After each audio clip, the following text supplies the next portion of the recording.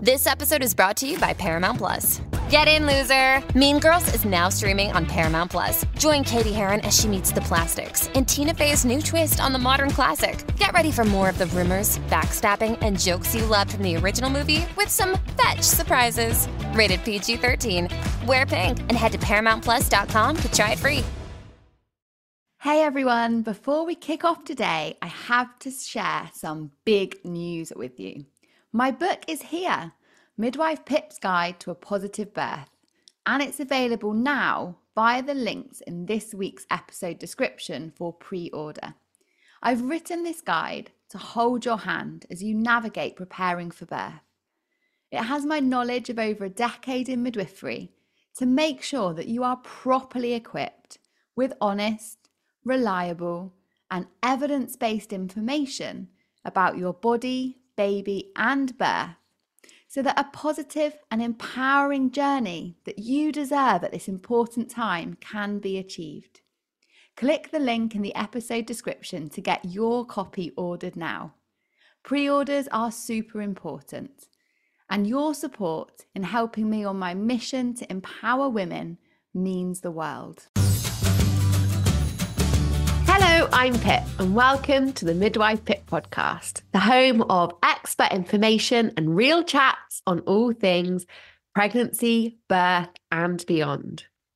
Now, this week, it is just me riding solo on the podcast mic because I've had so many questions asking me to address how we are preparing, or perhaps not preparing, for baby number 2 this year. My goodness, even just saying that out loud makes me feel a little bit nervous that we're actually going to be parents to 2 small boys.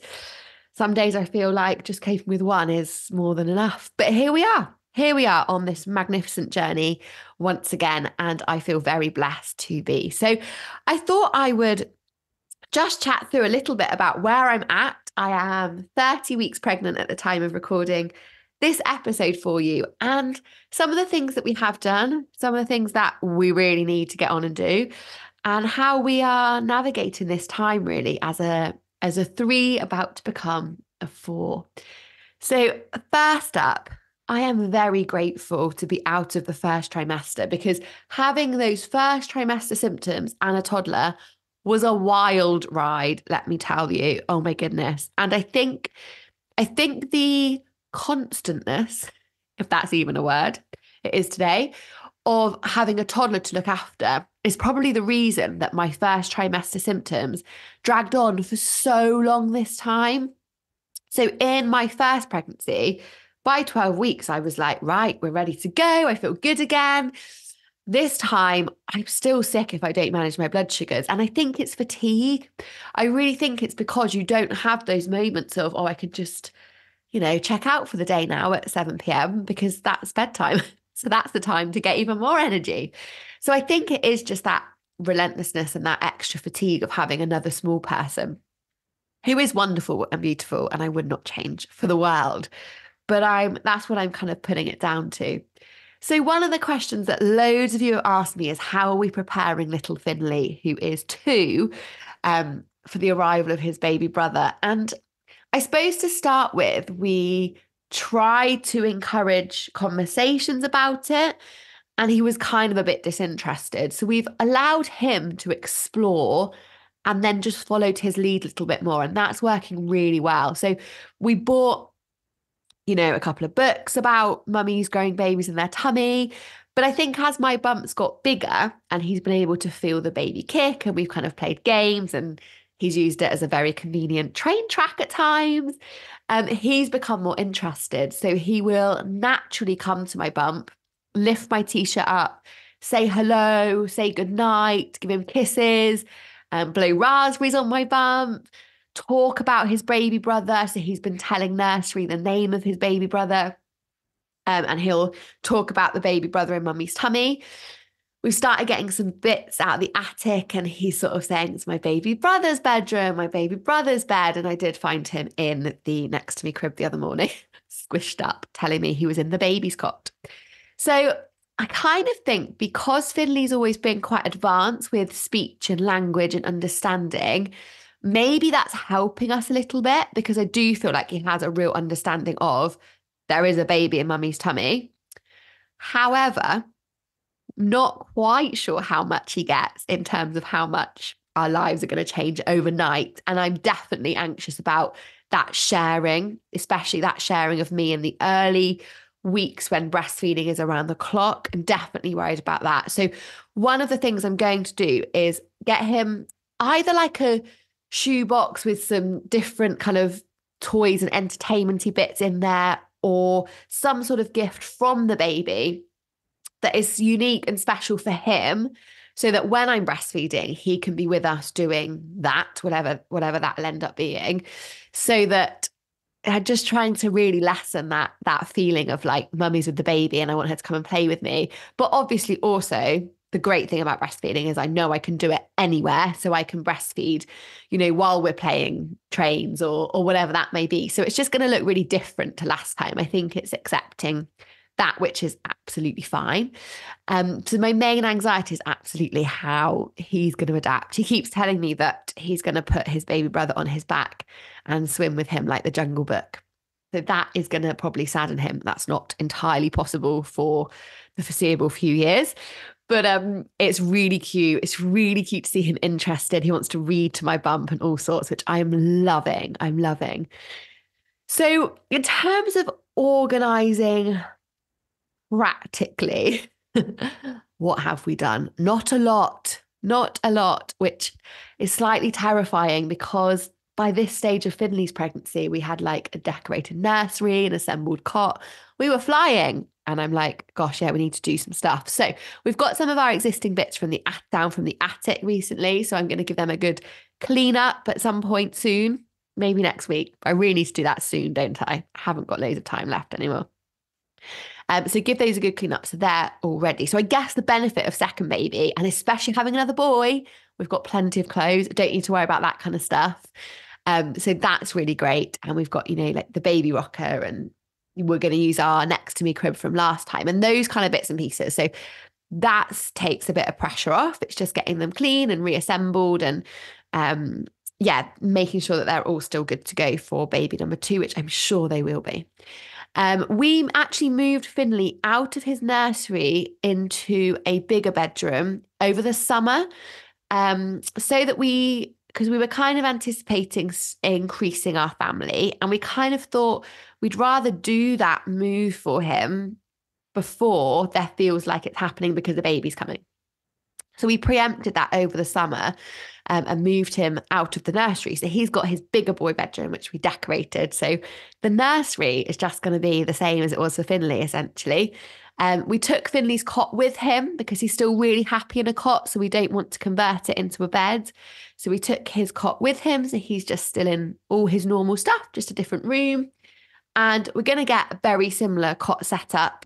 So we absolutely adore the brand O Baby. So an O Baby cot bed has arrived. It's just still in its box. So that is my husband's job. Assembling furniture is not a job for me. That's just, don't enjoy it. I know it's some people's bag. It's not mine. It's just not mine. So my husband will be assembling that at some point, hopefully soonish. But we've gone for a similar setup where it transitions from a full cot to a cot bed, where you just have the little barrier, and then eventually into a full bed. So they'll just both have their own. I did think about, do we just wait until the baby's ready to go in its own room and then see about moving Finley's? But kind of just thought his converts anyway, and he's happy in it. And it took us a long time to get Finley sleeping well at night time. So damned if I'm going to mess with that, to be honest. So he's staying in there. I'm also definitely going to get another O Baby nursing chair, because I have so many fond memories of my 17 whole months of breastfeeding Finley in his O Baby nursing chair. So he still uses it. We still do story time in it, and it sits in the corner of his room. So I'm going to get another one for this baby's bedroom. And again, it has to have comfortable recline and snack pockets. Guys, if you're looking at a nursing chair, I tell you, snack pockets change the game. Those nighttime feeds with flapjacks and yummy things just to motivate you to get through in those pockets was a beautiful thing for me. So I definitely need that again. And then we have also recently found the Stokke Trip Trap high chairs. Oh my goodness. How did I not find these earlier? So Finley was really opposed after a while to being in a traditional looking high chair, but we have these little wooden stools at our table that aren't safe for him to kind of transition to. So we recently got him one, and it's just changed the game. Meal times are so much smoother. So we thought it'd be really cute and have got a matching one. And they're both personalised with their names and little matching cushions. But they do like a newborn set. So they can literally last from bringing a brand new baby up to the table until full childhood. So really great. I love products that have longevity within a family. I think from a sustainability and an investment perspective, that's so important. And they're also beautiful. So they're not an eyesore around the dining table. So really pleased that we found those. And although it feels very, very organised, despite my lack of organisation everywhere else, the baby's got a high chair. But actually it's really important to me that as a family, we can continue to have a family meal together. And if that means me breastfeeding the baby at the table or having the baby next to us in its baby attachment of the Trip Trap high chair, then that's great, because I want to keep those elements of normality and the things that Finley really enjoys in his life, so he doesn't feel like the baby's come and everything has changed and kind of been ruined. So that I think will be a really nice thing for us as well. We have recently, this weekend at the baby show, sorted out a double pram. So we've decided to go for a double, but a double that can also be used as a single, because at the moment, although Finley is really trying to drop it, he does still have a nap. So if we're going out for like a whole day family thing, there are going to be times when they both want to be in the pram or both want a nap, or just Finley wants to rest his legs. But also with a built-on buggy board, so that we haven't got to sort of add another thing or carry another thing. It's already on the pram and we can convert it to a single or a double. So we've gone with the new Eye Candy Orange 4 for that. And I'm really excited because it looks like it's just going to fit our lifestyle perfectly. And I think it's really important when choosing prams that you look at what your lifestyle is and find one that's going to work for you. So I feel organised that we've done that this time, because I was really umming and ahhing. And at the baby show, we also sorted out a car seat. So we've got that organised. So I'm not doing so badly, actually, am I? I feel like the weekend was really productive in terms of getting a bit more practically organised. So we've gone for a car seat that reclines and that clips on and off the ISOFIX base, so you can bring the baby in the house while it's still asleep or pop it on the pram, which I didn't do last time. I massively regretted. Because it meant that when the baby was asleep, I was either stuck in the car or had to risk that car seat to pram or cot transition, which has never gone well for us. So I feel like I'm getting organised from that perspective. We've got those kind of big things sorted. And as I say, all the small things, all the clothes, sheets, Moses basket, we're just going to reuse from when we had Finley 2 years ago. So I suppose I am maybe more organised than I was feeling. I guess where I now am going to be really focusing is on myself and my preparations for supporting my body through this last part of pregnancy, this final 10-week push.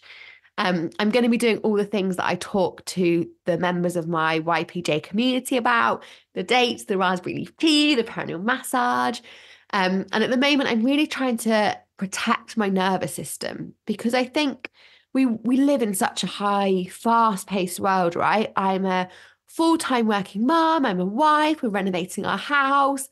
I have lots of different pressures and responsibilities, and the to-do list never finishes. Never ever. I tick it off and it gets added to. It's always the way. And I know that's the case for so many of us mums. We live in this really high pressure, stressful environment, which sometimes is, okay or unavoidable, but I'm really trying to find small pockets or moments or opportunities in the day where I can really seize moments of calmness and clarity. and just calm my nervous system and just chill it all out, allow some of that oxytocin to kind of rumble and come to the forefront, and being more present, just taking moments to be a little bit more present in the day to day. So when I have my once a day, because of the joyous caffeine restrictions in pregnancy, coffee, I make it in my favorite mug and I light a candle and I just sit and I breathe and I just take a moment. And that has a profound impact on me, on my mental, physical, psychological well-being, my hormonal well-being. I just feel that central nervous system calm down, and it grounds me, and that allows me to be a lot more kind of present. And I think then a better mum, a better midwife, a better wife, a better everything, just from taking 10 minutes out of my day to, rather than rushing coffee whilst doing emails, just pausing, taking those moments to pause have made a massive difference for me. So that's something I'm going to continue to do. I am into my third trimester birth prep exercise training, which is part of our Your Pregnancy Fitness program. So if you're listening and you're thinking, I need to prepare for birth and the postpartum, please do drop me an email or get in touch on Instagram to see if my programs may be able to support you as well. But yeah, I'm following essentially my own program, my own advice.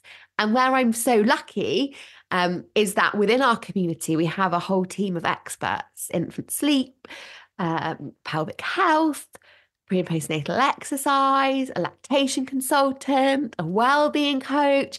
So I have within my community these amazing people that support the women that I work with in your pregnancy and postnatal journey. And so I can tap into all their knowledge as well, which I've absolutely been doing. And, you know, I've watched them transform the pre and postnatal lives of so many women. So I feel really blessed to be part of that village. And having that online village to me is really important, because there was definitely aspects of postpartum last time that I felt a bit lonely, and I felt that loneliness. So this time I'm really pleased that I have my YPJ community and that virtual village of support.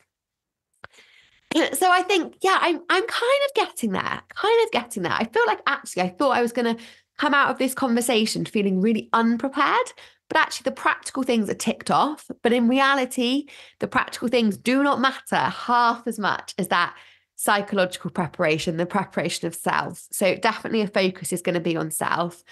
I am starting to do my breath work and visualization practice because that helped me so much last time. I'm seeing my pelvic health practitioner again in a few more weeks. I'm going to be doing lots of focus on relaxation of my pelvic floor, continuing to keep my body strong. I know the birth positions that I want to use and that worked for me last time. So I want to make sure my body is strong and fit enough to facilitate those. Continuing to focus on some of the stuff that I talk about all the time in my courses around gut health, gut microbiome, because that has such a massive impact on our babies and reducing things like colic and reflux and eczema and asthma and allergies. So continuing to kind of focus on that and being empowered, I suppose, by all the information that I have from over the years and all the knowledge, and allowing myself to accept there will be elements that are out of my control and that are just the way things go. But there's so much that I can actively do to influence and support and positively influence my pre and postnatal journey. So making sure that I really optimize and action all of those is where I'm really at over this next 10 weeks. I'm going to be looking forward to planning a little bit more for the postpartum. So we don't have loads of family or anything close by. Our parents are all a few hours away. So preparing ourselves and what that's going to look like. I'm probably in reality not going to have time between now and the birth of our baby to batch cook for the freezer. So we're probably going to look at some kind of meal delivery service or some way of making that postnatal, taking the pressure off, making it a bit more achievable so that we can be present with our beautiful boys and not thinking, oh my goodness, what's for dinner?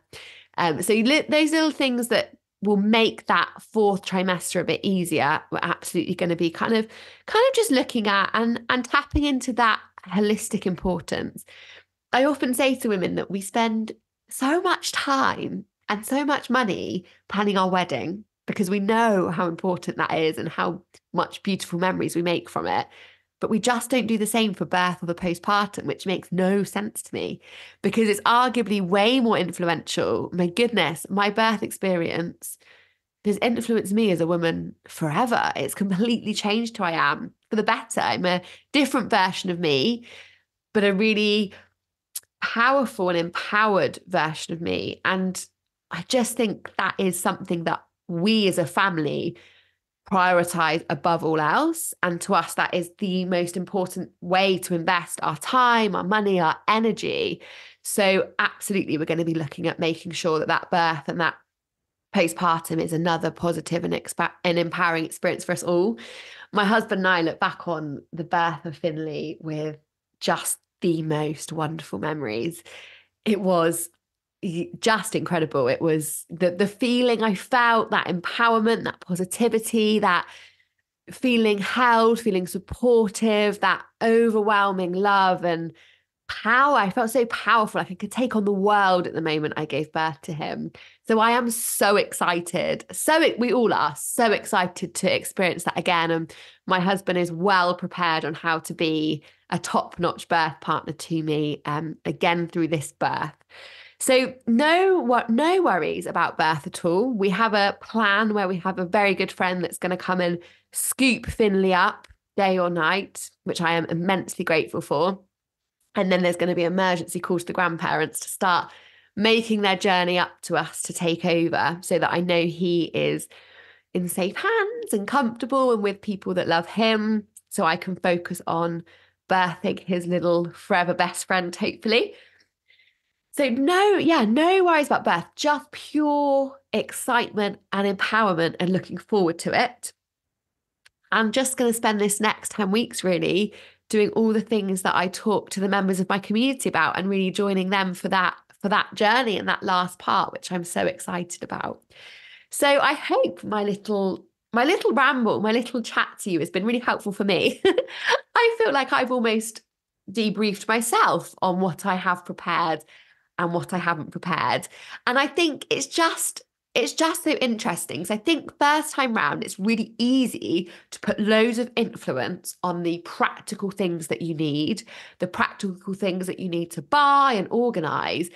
And what so often gets missed is the more important stuff, the less materialistic stuff, but actually the things that influence birth and postnatal journeys. And that is education, that is information, that is expert support.